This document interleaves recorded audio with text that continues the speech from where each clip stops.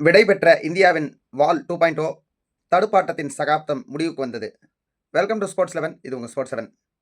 இந்த வீடியோ அண்மையில் சர்வதேச கிரிக்கெட்டிலிருந்து ஓய்வு பெற்ற இந்தியாவின் முன்னணி டெஸ்ட் வீரரான சேத்தேஸ்வர் புஜாராவுக்கான ஒரு ட்ரிபியூட் வீடியோ. சேத்தேஸ்வர் புஜாரா 2010ஆம் ஆண்டில் இந்திய டெஸ்ட் அணியில் அறிமுகமான ஒரு வீரர். பெங்களூருவில் நடந்த இந்தியா ஆஸ்திரேலியா அணிகள் மோதின டெஸ்ட் போட்டியில் ஒரு மாட்டு வீரராக முதல் போட்டியில் காயமடைந்த விவிஎஸ் லக்ஷ்மணுக்கு பதிலாக ஒரு நம்பர் 5 பேட்ஸ்மேனாக அறிமுகமானார் புஜாரா. முதல் இன்னிங்ஸில் வெறும் 4 ரன்கள் எடுத்து அவுட் ஆயிட்டாலும் ரெண்டாவது இன்னிங்ஸில் தன்னுடைய முத்திரையை பதிக்கிற விதமாக சிறப்பான ஒரு இன்னிங்ஸை வெளிப்படுத்தி 72 ரன்களை முதல் டெஸ்ட்லேயே பதிவு செஞ்சார். அதுக்கு பிறகு அடுத்த வாய்ப்பு தென்னாப்பிரிக்காவில் ஒரே ஒரு டெஸ்ட் ஆடுற வாய்ப்பு கிடைக்குது. அதில் அவரால் சோபிக்க முடியலை. அதற்கு பிறகு ஒரு காயம் ஏற்படுற சூழலில் மீண்டும் கம்பேக் கொடுத்த அவர் வேறு லெவல் பர்ஃபார்மன்ஸுகளை காட்ட ஆரம்பிக்கிறாரு. 2012 ஒரு ஸ்ட்ராங்கான மெசேஜை டீம் மேனேஜ்மெண்ட்டுக்கு சொல்கிற விதமாக அவர் கம்பேக்கை அட்டகாசமாக இங்கிலாந்துக்கு எதிரான ஒரு அட்டகாசமான இரட்டை சதத்தோட கம்பேக் கொடுக்குறார்.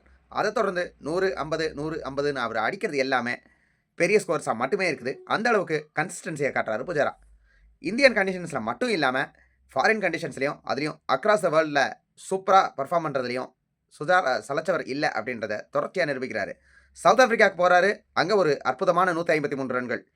ஆஸ்திரேலியாவுக்கு போகிறாரு, 2017 ஆஸ்திரேலியாவில் பிளேயர் ஆஃப் த சீரிஸ் வாங்குற அளவுக்கு ஒரு மிரட்டலான பர்ஃபார்மன்ஸ் வித் த பேட். அட்டகாசமான ஒரு அவருடைய பர்ஃபார்மன்ஸ் முன்ன நின்று வழிநடத்த இந்திய அணி அந்த சீரீஸில் தங்கள் வசமாக பார்டர் கவாஸ்கர் டிராஃபியாக ஆக்குனாங்க. 2017 ஆஸ்திரேலியா இந்தியாவுக்கு வந்திருக்க அப்போ ராஞ்சியில் நடந்த 3வது டெஸ்ட் மேட்ச்சில் 525 பால்களை ஒரே இன்னிங்ஸில் ஃபேஸ் பண்ணி அதிக பந்துகள் ஒரு இன்னிங்ஸில் ஆடின இந்திய வீரர் அப்படின்ற ஒரு ரெக்கார்டை பண்ணி ஆஸ்திரேலியன் பவுலிங்கை கதிகலங்க வைக்கிறாரு புஜாரா. இப்படி தொடர்ச்சியாக கதிகலங்க வச்சு பயங்கரமான பர்ஃபார்மன்ஸுகளை கொடுத்துட்ருக்கிறாரு புஜாரா. என்னதான் புஜாரா இப்படி சிறப்பான பர்ஃபார்மன்ஸுகளை தொடர்ச்சியாக டெஸ்ட் கிரிக்கெட்டில் கொடுத்துட்டே இருந்தாலும் 2013-14 காலகட்டங்களில் ஒன் டே கிரிக்கெட் விளையாடுற வாய்ப்பு அவருக்கு கிடைக்குது. அவரால் வெறும் 3 ஒரு நாள் போட்டிகளில் மட்டுமே விளையாட முடியுது. அதற்கு மேலே அவருக்கு வாய்ப்புகளும் மறுக்கப்படுது. அவர் மெதுவாக விளையாடுறாரு அப்படின்றத காரணம் காட்டியே அவருக்கு வாய்ப்புகளை மறுக்கிறாங்க. எத்தனை பேருக்கு தெரியும் புஜாரா ஒரு அற்புதமான ஒன் டே பிளேயரும் கூட அப்படின்றது.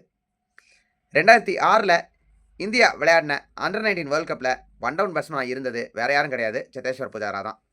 ரோஹித் சர்மாலாம் ஆடின வேர்ல்ட் கப்பில் புஜாராவும் ஒரு பிளேயராக இருந்தார், டாப் ஆர்டர் பேட்டாக இருந்தார். முக்கியமான மேட்சஸில் முக்கியமான ரன்களை 50களும் 100களுமாக ஸ்கோர் பண்ண ஒரு அட்டகாசமான வீரர். அப்படி இருந்த ஒரு வீரருக்கு ஓடிஐ கிரிக்கெட்டில் வாய்ப்புகள் மறுக்கப்பட்டு முற்றிலுமாக ஓரங்கட்டப்பட்டார் அப்படின்றது துரதிருஷ்டமான ஒரு விஷயம்தான். இருந்தாலும் அவருக்கு தொடர்ச்சியான கிடைத்த டெஸ்ட் வாய்ப்புகளில் அவரை தொடர்ச்சியாகவே நிரூபிச்சுட்டே இருந்தார் அப்படின்றதுல மாற்றுக்கருத்துக்கு இடமே கிடையாது. அதுலேயும் 2020-21 பிஜிடி சீரீஸில் புஜாரா பண்ணதெல்லாம் வேறு லெவல் சம்பவம். 4 டெஸ்ட் மேட்ச்சில் 1058 பந்துகளை சந்தித்து ஆஸ்திரேலியாவுடைய பேஸ் பேட்டரியவே கதிகலங்க வச்சு முற்றிலுமாக டயர்டாக்கி விட்டார் புஜாரா. அதுலேயும் சிட்னிலையும் கடைசி டெஸ்ட் நடந்த கேபாலையும் அவர் பண்ணதெல்லாம் வேறு லெவல்னு சொல்லிடலாம். 2014 பிறகு இந்தியன் டெஸ்ட் கேப்டனாக விராட் கோலி சார்ஜ் எடுத்த பிறகு கொஞ்ச நாள்லேயே புஜாராவுடைய ஸ்ட்ரைக் ரேட் பற்றி கமெண்ட்ஸ் எல்லாம் பாஸ் பண்ணப்படுது. அது எதையுமே கண்டுக்காத புஜாரா தன்னுடைய பாணியில் தொடர்ச்சியாக சைலண்ட்டாக வித் த பேட் ஆன்சர் பண்ணுற ஆரம்பிக்கிறாரு தன்னுடைய கிரிட்டிக்ஸ்க்கு.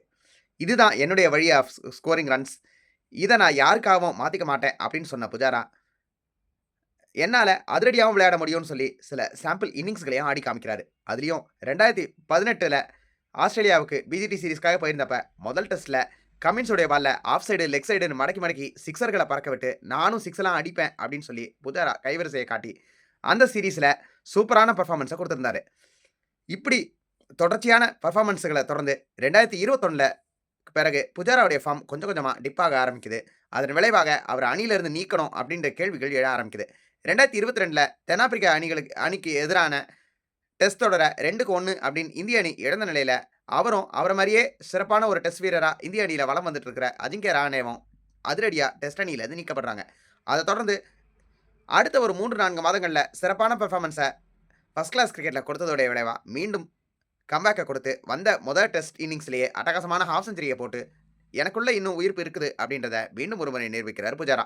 அதை தொடர்ந்து கிடைச்ச சீரீஸ்லாம் 50, 100ன்னு சொல்லி தொடர்ச்சியாக அடித்தாலுமே அதுக்கடுத்தது 2023 ஆஸ்திரேலியாவுக்கு எதிராக ஓவலில் நடந்த WTC ஃபைனலில் இந்திய அணி மீண்டும் ஒரு முறை நூலிழையில் WTC கோப்பையை நழுவ விட அதை காரணம் காட்டி புஜாரா முற்றிலுமும் டெஸ்ட் கிரிக்கெட்லேருந்து ஓரங்கட்டப்படுறார்.